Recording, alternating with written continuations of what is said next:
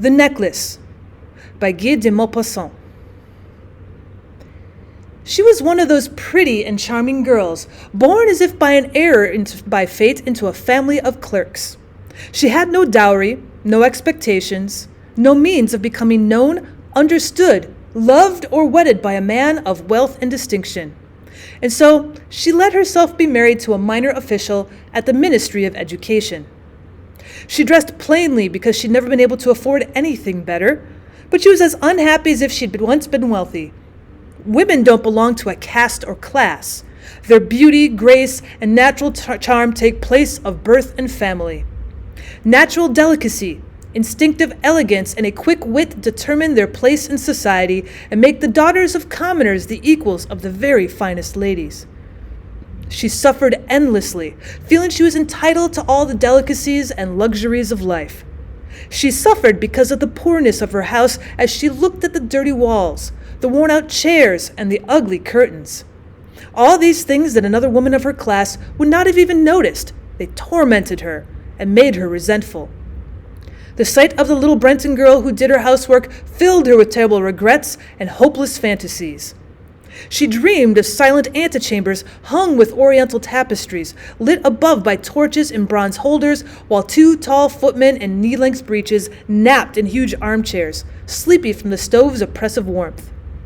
She dreamed of vast living rooms furnished in rare old silks, elegant furniture loaded with priceless ornaments, and inviting smaller rooms perfumed, made for afternoon chats with close friends, famous, sought-after men, who all women envy and desire.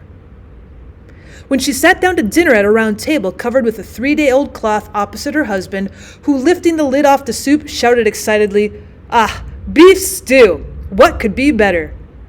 She dreamed of fine dinners, of shining silverware, of tapestries which peopled the walls of figures from another time and strange birds in fairy forests.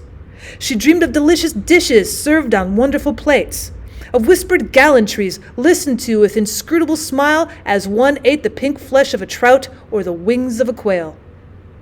She had no dresses, no jewels, nothing, and these were the only things she loved. She felt she was made for them alone. She wanted so much to be charming, to be envied, to be desired and sought after. Now she had a rich friend, a former schoolmate at the convent, whom she no longer wanted to visit because she suffered so much when she came home. For whole days afterwards she would weep with sorrow, regret, despair, and misery. One evening her husband came home with an air of triumph, holding a large envelope in his hand. "Look," he said, "here's something for you."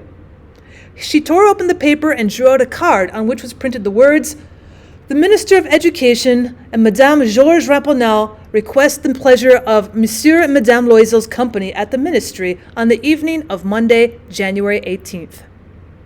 Instead of being delighted as her husband had hoped, she threw the invitation on the table resentfully and muttered, "What do you want me to do with that?" "But my dear, I thought you would be pleased. You never go out, and it will be such a lovely occasion. I had awful trouble getting it. Everyone wants to go. It is very exclusive, and they're not giving many invitations to clerks. The whole ministry will be there." She stared at him angrily and said impatiently, "And what do you expect me to wear if I go?" Well, he hadn't thought of that. He stammered, Why, the dress you go to the theater in. It seems very nice to me." He stopped, stunned, distressed to see his wife crying. 2 large tears ran slowly from the corners of her eyes towards the corners of her mouth. He stuttered, What's the matter? What's the matter?" With great effort she overcame her grief and replied in a calm voice as she wiped her wet cheeks, "Nothing. Only I have no dress, and so I can't go to this party. Give your invitation to a friend whose wife has better clothes than I do." He was distraught, but tried again. "Let's see, Mathilde. How much would a suitable dress cost? One that you could use again on other occasions, something very simple." She thought for a moment, computing the cost, and also wondering what amount she could ask for without immediate refusal and an alarmed exclamation from the thrifty clerk. At last she answered hesitantly, "I don't know exactly, but I think I could do it with 400 francs. He turned a little pale because he'd been saving that exact amount to buy a gun and treat himself to a hunting trip the following summer in the country near Nanterre, with a few friends who went lark shooting there on Sundays. However, he said, "Very well, I can give you 400 francs, but try and get a really beautiful dress." The day of the party drew near, and Madame Loisel seemed sad, restless, anxious. Her dress was ready, however. One evening her husband said to her, "What's the matter? You've been acting strange these last 3 days." She replied, "I'm upset that I have no jewels, not a single stone to wear. I will look cheap. I'd almost rather not go to the party." "You could wear flowers," he said. "They're very fashionable at this time of year. For 10 francs you'd get 2 or 3 magnificent roses." She was not convinced. "No, there's nothing more humiliating than looking poor in the middle of a lot of rich women." "How stupid you are," her husband cried. "Go and see your friend, Madame Forestier, and ask her to lend you some jewels. You know her well enough for that." She uttered a cry of joy. "Of course! I had not thought of that." The next day she went to her friend's house and told her of her distress. Madame Forestier went to her mirrored wardrobe, took out a large box, brought it back, opened it, and said to Madame Loisel, "Choose, my dear." First she saw some bracelets, then a pearl necklace, then a gold Venetian cross set with precious stones of exquisite craftsmanship. She tried on the jewelry in the mirror, hesitated, could not bear to part with them, to give them back. She kept asking, "Have you nothing else?" "Why, yes, but I don't know what you like." Suddenly she discovered in a black satin box a superb diamond necklace, and her heart began to beat with an uncontrolled desire. Her hands trembled as she took it. She fastened it around her neck over her high-necked dress and stood lost in ecstasy as she looked at herself. Then she asked anxiously, hesitating, "Would you lend me this, just this?" "Why, yes, of course." She threw her arms around her friend's neck, embraced her rapturously, then fled with her treasure. The day of the party arrived. Madame Loisel was a success. She was prettier than all the other women, elegant, gracious, smiling and full of joy. All the men stared at her, asked her name, tried to be introduced. All the cabinet officials wanted to waltz with her. The minister noticed her. She danced wildly with passion, drunk on pleasure, forgetting everything in the triumph of her beauty, in the glory of her success, in a sort of cloud of happiness made up of all this respect, all this admiration, all these awakened desires of that sense of triumph that is so sweet to a woman's heart. She left at about 4 o'clock in the morning. Her husband had been dozing since midnight in a little deserted anteroom with 3 other gentlemen whose wives were having a good time. He threw over his shoulders the clothes he'd brought for her to go outside in, the modest clothes of an ordinary life, whose poverty contrasted sharply with the elegance of the ball dress.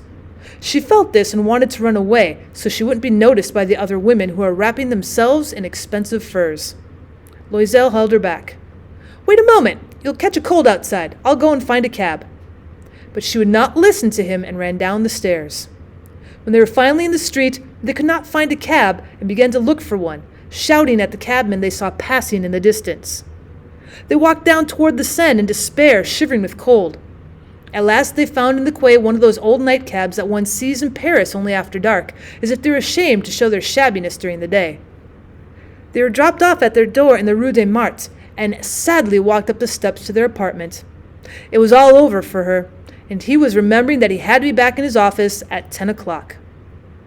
In front of the mirror, she took off the clothes around her shoulders, taking a final look at herself in all her glory. But suddenly she uttered a cry. She no longer had the necklace around her neck. "What is the matter?" asked her husband, already half undressed. She turned towards him, panic-stricken. I have no longer have Madame Forestier's necklace." He stood up distraught. "What?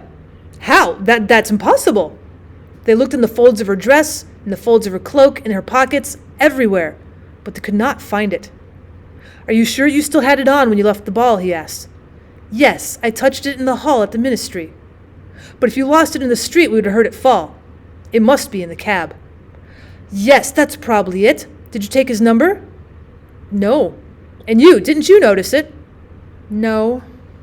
They stared at each other, stunned. At last Loisel put his clothes on again. "I'm going back," he said. "Over the whole route we walked. See if I can find it." He left. She remained in her ball dress all evening without the strength to go to bed, sitting on a chair with no fire, her mind blank. Her husband returned about 7 o'clock. He had found nothing. He went to the police, to the newspapers to offer a reward, to the cab companies, everywhere the tiniest glimmer of hope led him. She waited all day in the same state of blank despair from before this frightful disaster. Loisel returned in the evening, a hollow, pale figure. He'd found nothing. "You must write to your friend," he said. "Tell her you have broken the clasp of her necklace and that you're having it mended. It'll give us time to look some more." She wrote as he dictated. At the end of 1 week, they'd lost all hope. And Loisel, who'd aged 5 years, declared, "We must consider how to replace the jewel." The next day they took the box which had held it and went to the jeweler whose name they found inside. He consulted his books. "It's not I, madame, who sold the necklace. I must have simply supplied the case." And so they went from jeweler to jeweler looking for a necklace like the other one, consulting their memories both sick with grief and anguish. In a shop at the Palais Royal, they found a string of diamonds which seemed to be exactly what they were looking for. It was worth 40,000 francs. They could have it for 36,000. So they begged the jeweler not to sell it for 3 days, and they made an arrangement that he would take it back for 34,000 francs if the other necklace was found before the end of February.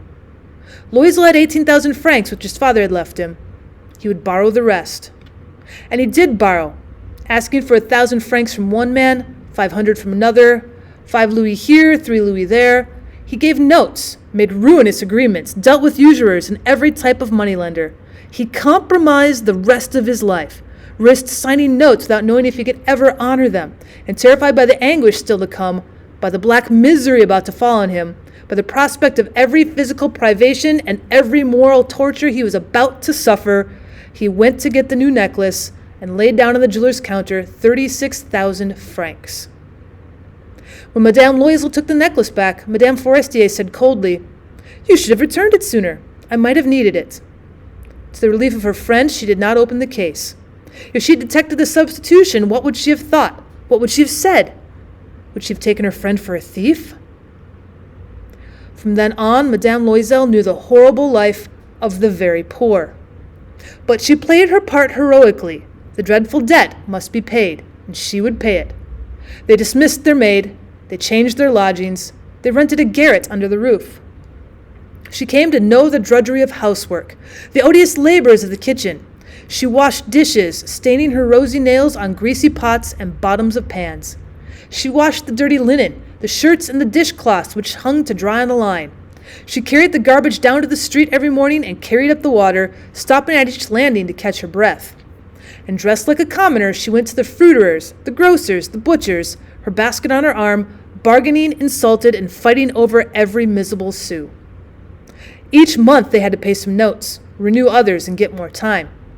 Her husband worked every evening doing accounts for a tradesman, and often late into the night he sat copying a manuscript at 5 sous a page. This life lasted 10 years. At the end of 10 years, they'd paid off everything at usurers' rates with the accumulations of compound interest. Madame Loisel looked old now. She became strong, hard, and rough like all women of impoverished households. With hair half combed, with skirts awry, and reddened hands, she talked loudly as she washed the floor with great swishes of water. But sometimes, when her husband was at the office, she sat down near the window and thought of that evening at the ball so long ago when she'd been so beautiful and so admired. Who knows what would have happened had she not lost that necklace? Who knows? Who knows? How strange life is, how fickle, how little is needed for one to be ruined or saved.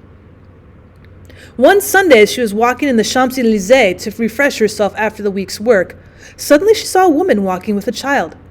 It was Madame Forestier, still young, still beautiful, still charming. Madame Loisel felt emotional. Should she speak to her? Yes, of course. And now that she had paid, she would tell her all. Why not? She went up to her. "Good morning, Jean." The other, astonished to be addressed so familiarly by this common woman, didn't recognize her. She stammered, "But, madame, I don't know. You must have made a mistake." "No, I'm Mathilde Loisel." Her friend uttered a cry. "Oh, my poor Mathilde, how have you changed!" Yes, I've had some hard times since I last saw you, and many miseries. And all because of you. Me? How can that be? You remember that diamond necklace that you lent me to wear on the ministry party? Yes. Well, I lost it. What do you mean? You brought it back. I brought you back another exactly like it. It has taken us 10 years to pay for it. It wasn't easy for us. We had very little, but at last it is over, and I am very glad.